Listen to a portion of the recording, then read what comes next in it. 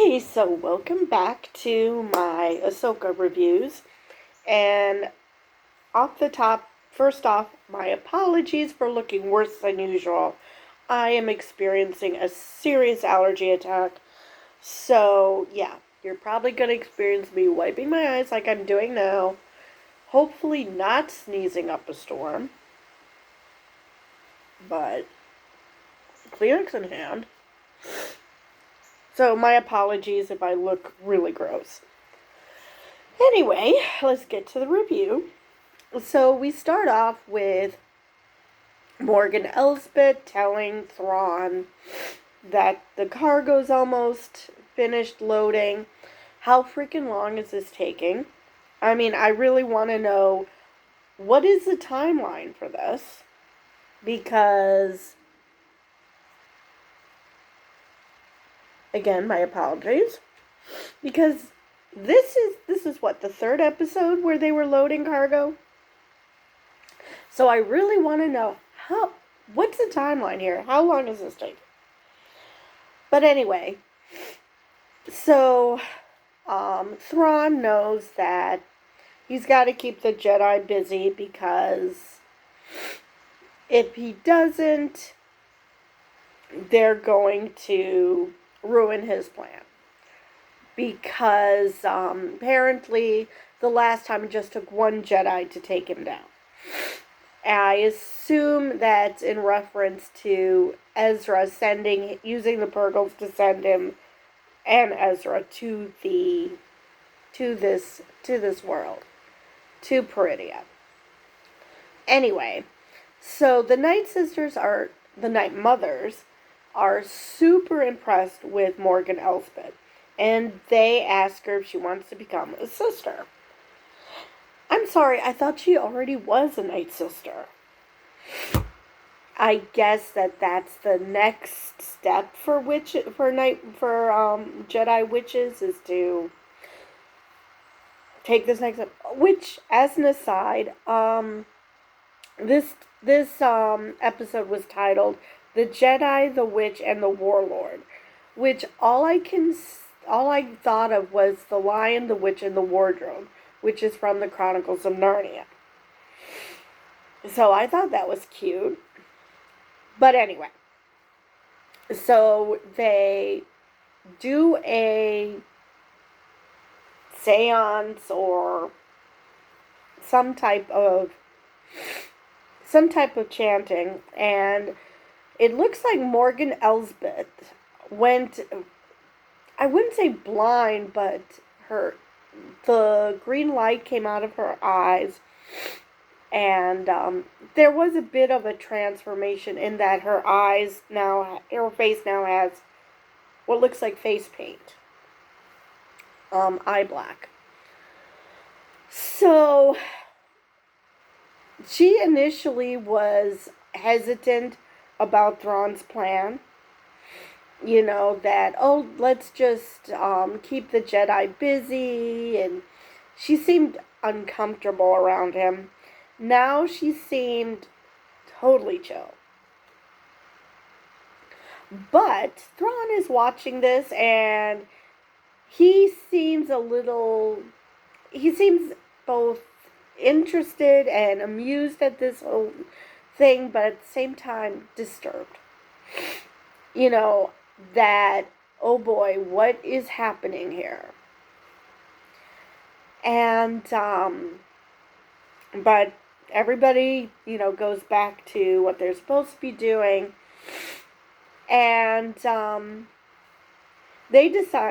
decides to send out a couple of TIE fighters to go after the Jedi.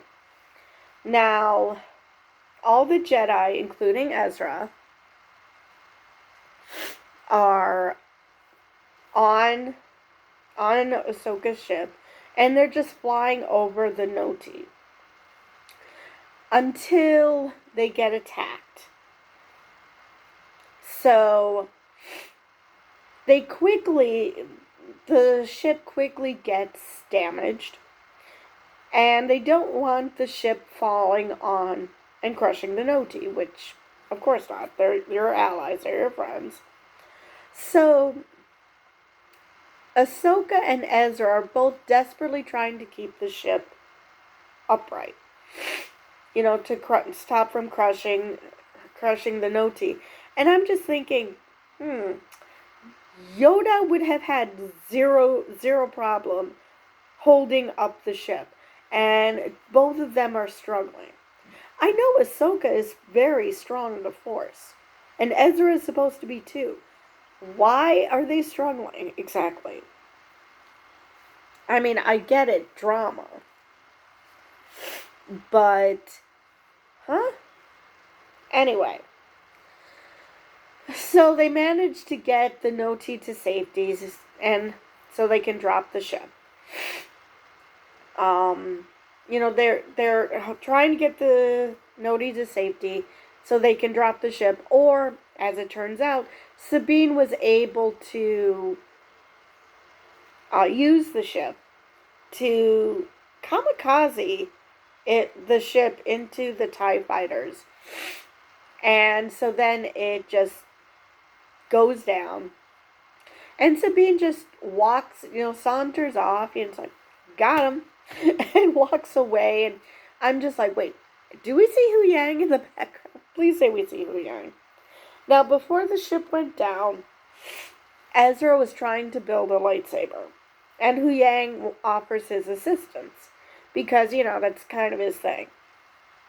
Ezra has no idea who this droid is. So he's like, yeah, I know how to make a saber. It's fine.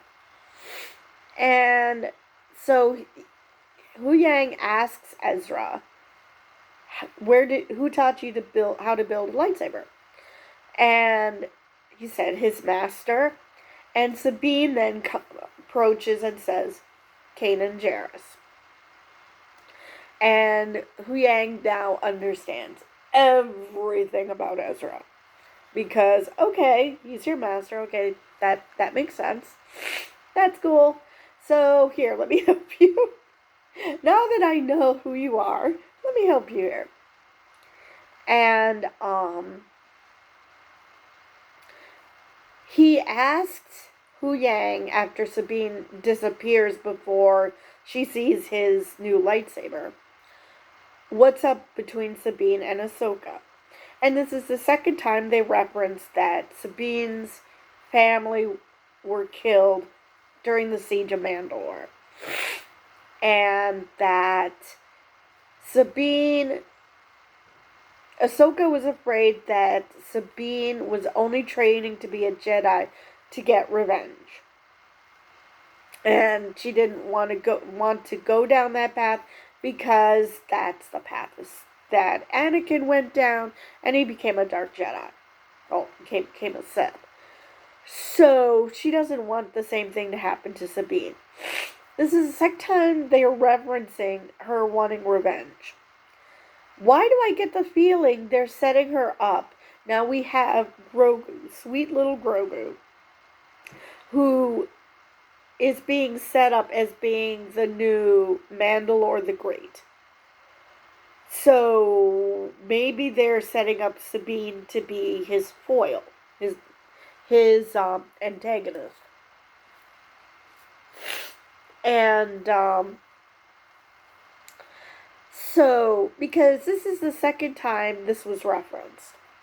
The first one was Balin, referencing it to convince Sabine that she should hand over the map.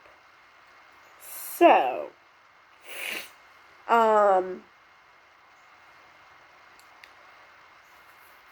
so she goes off to talk to Ahsoka, and Ahsoka praises her for, what she's done.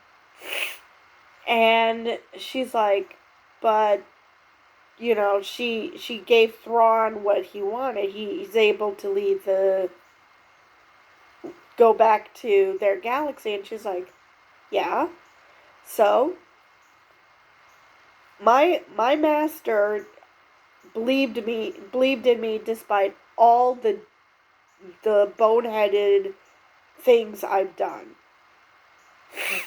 So I'm going to stick by you no matter what stupid you come up with. So Yeah, she's being totally chill. Which, I don't know, this concerns me just slightly as to how chill she's being, but. So, they've. Hu Yang and the Noti are trying to fix the ship. Ahsoka, Ezra, and Sabine ride off to the temple, the Night Sister temple. And, so, Ahsoka wants Ezra to open the gates. And he's struggling. Now, this is a guy who. Oh, God, I'm so sorry. This is a guy who. This is a guy who has been billed as being an amazing Jedi and that he can do all these amazing things. And so far, except for a couple of things, he hasn't really been impressing me. I mean, he needs Sabine's help to open the gates. Which, can we just back up and point out that Sabine is actually able to use the Force now? It's actually listening to her. Or maybe she was just trying, and so it just looked like she was helping. But it was actually just Ezra. That's a possibility too. So, they get into the temple, and we see a bunch of stormtroopers. So they take them down. Ahsoka has to tell Sabine to use her blasters. You know, I get it that she's trying to become a Jedi and Jedi use lightsabers. But dude, you're a Mandalorian. You should know what weapon you need to, in any situation. I'm just like, why does Ahsoka have to tell you this? So they get through, and oh, my nose is leaking. I am again very sorry about this. So they get through, but the Night Mothers decide to chant an enchantment, and everyone comes alive again. Sort of out of a horror movie. And Ahsoka's like, okay. And asks Ezra if this has ever happened before. And he's like, I've never seen anything like this. Sabine's like, look, yes. So they run off and try to close the gate to keep them from getting through. And, they're just standing there waiting for them. I mean, I do not understand this logic. You hear that someone's trying to get in. The bad guys are trying to get in. And you're just like, I wonder if they're going to manage it. Run, damn it. Just keep running. So they keep running. And Thrawn tells Morgan Elsbeth that she needs to take, help out in the defense of preventing the Jedi from getting to Thrawn. Which you could see she wasn't thrilled about. Not because she was afraid. I mean, she's got that snazzy new blade. But at the same time, the idea was that they would go back together. And the chances of her, defeating Ahsoka and making it back so she could join Thrawn, not a good chance. And so she takes on Ahsoka. And you would think, she tells Sabine and Ezra to go on their merry way. And they're just watching Morgan as they're walking through to make sure she doesn't try anything, which is a good plan. But why didn't Morgan do anything? Maybe she figured, yeah, I'm going against 3 Jedi. I'll just, concentrate on the one. Because otherwise, why? I mean, she's supposed to be a Night Sister. She's supposed to be a witch. I would think that she could handle 3 Jedi, but I guess she just wanted Ahsoka. So the other two make their way through, and Ahsoka and Morgan battle.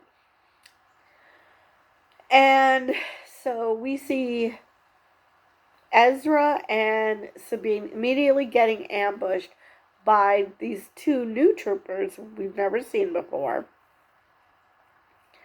And they're making easy work of both of them. Now, I can understand making easy work of Sabine because her ability to use the Force is shoddy at best. But again, what the hell, Ezra? He's getting his ass kicked. I do not understand this. He's got the Force. I never once saw him attempting to use it. So then you see Sabine desperately trying to call her lightsaber. She finally gets it and opens it into the trooper's brain. Provided he has it, but where his brain should be. And down he goes, and that's when Ezra is able to call his lightsaber and take out his trooper. So they run out, and Sabine comes up with a plan because Thrawn's leaving. It's like, okay, well, we failed. So I thought, okay, they're all going to be stranded on Peridia. But no. Sabine tells Ezra to do a Force jump, and that she would give him an extra oomph to make it to the ship, and that he can do the same for her. He can Force pull her, which we have seen he's really good at doing. And he's like, okay, sure. And he does it, and then he calls for Sabine, and it looks like she's about to do it, but then she sees Ahsoka battling Morgan Elsbeth. And at first you think, okay, she still went through with it, but no. Morgan is taunting Ahsoka, saying she's all by herself, and Sabine's like, no, she isn't. And so Sabine helps Ahsoka. And between the two of them, they take down the troopers, and Ahsoka kills Morgan Elsbeth. And I put kills in quotes because this is Star Wars. She's a night witch. She's a night sister. What are the chances that she's not dead? Or at least not permanent. So I was actually expecting that at some point Baylan and or Shin would, join the fight and help Ahsoka. Realizing that Thrawn isn't the good guy in all of this and to help out. But no. No, we don't see Baylan and Shin until the very end. So they watch as the ship goes away and Thrawn destroys the Night Sister temple. Which you could see the Night Sisters were super thrilled about. Actually, I don't know if they were super thrilled it was because of that or Thrawn's reaction to Morgan Elsbeth dying. They sensed that she was dead. And he's like, well, that sucks, but, she did what she was supposed to do, so in the end, cool beans. And the Night Mothers, you could see on their faces, they're like, wait, what? We're all disposable to you? What the hell? My response is, I'm sorry. You have the Force. I'm sure you can read into people's minds, people's souls. How do you not know this? He's made this pretty clear, also with the way he treats the troopers.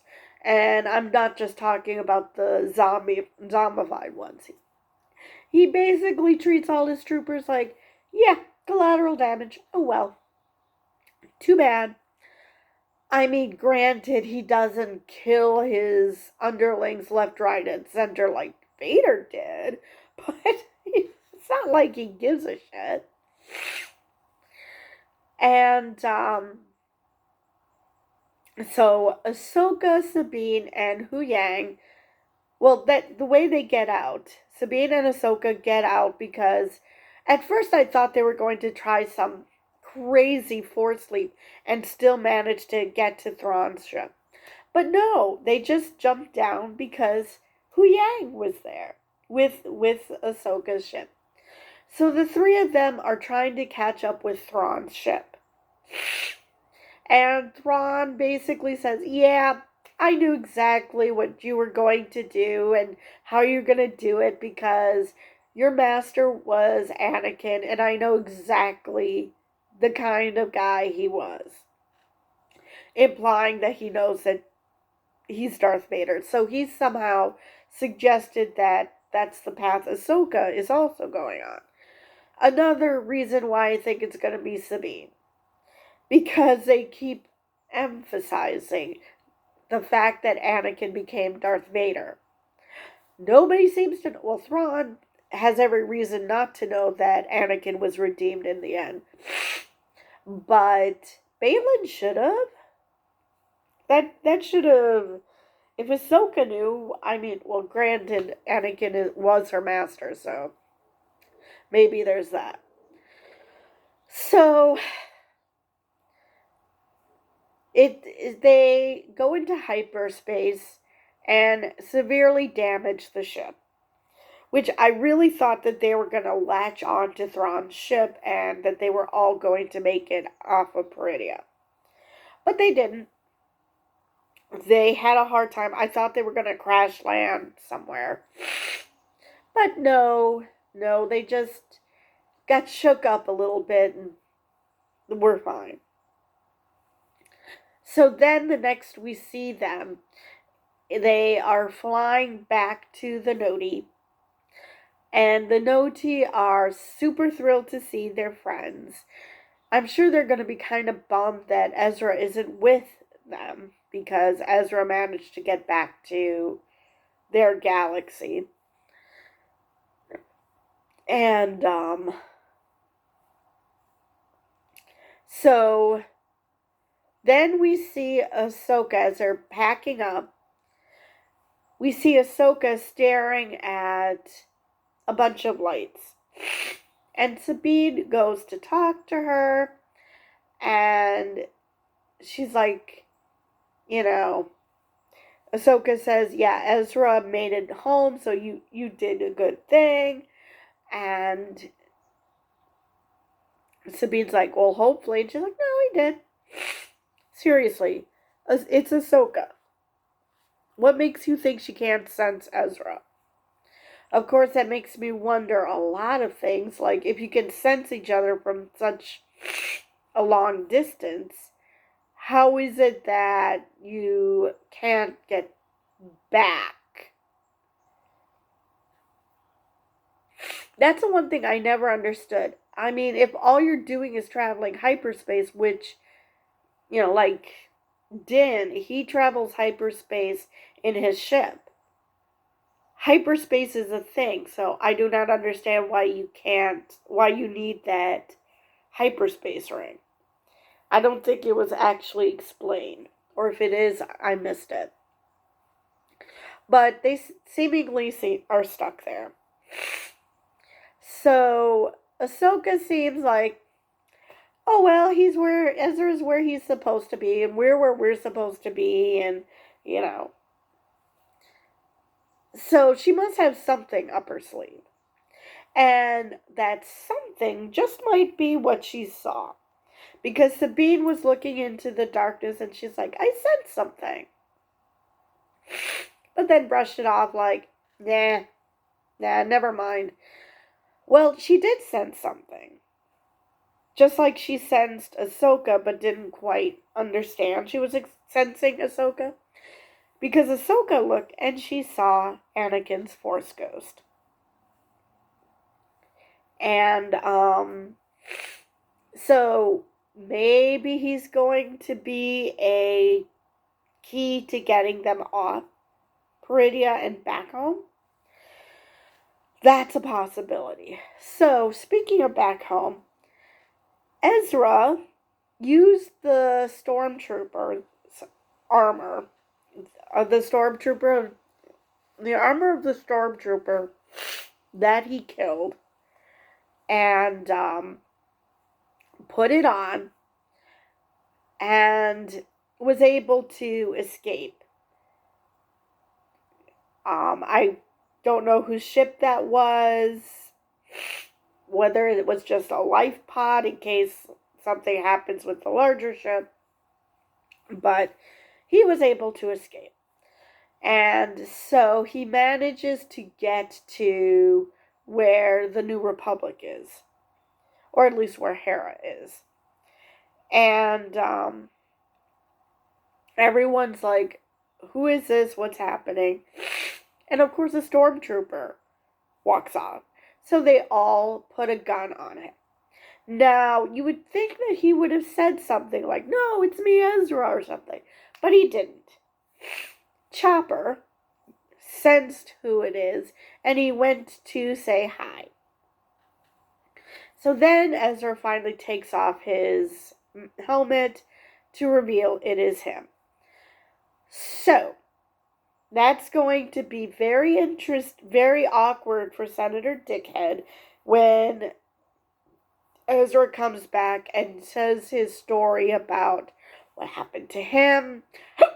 How it is he's still alive. And, oh, God, I'm not well at all. So,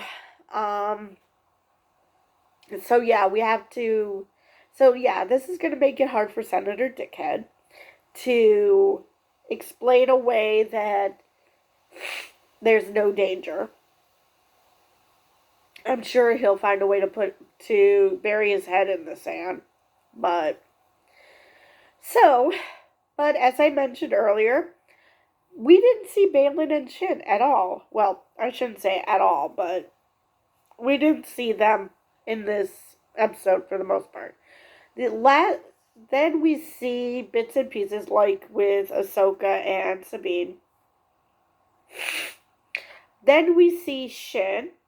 She is, I don't know, going to join that band of samurai-looking raiders, or I don't know if she thinks that she's going to be a badass and take them all down. But then we see Baylan on some statue. And apparently it took some doing to get up there because he is huffing and puffing. And so everything is left on a cliffhanger, and I'm just bummed to no end. I really was hoping that this would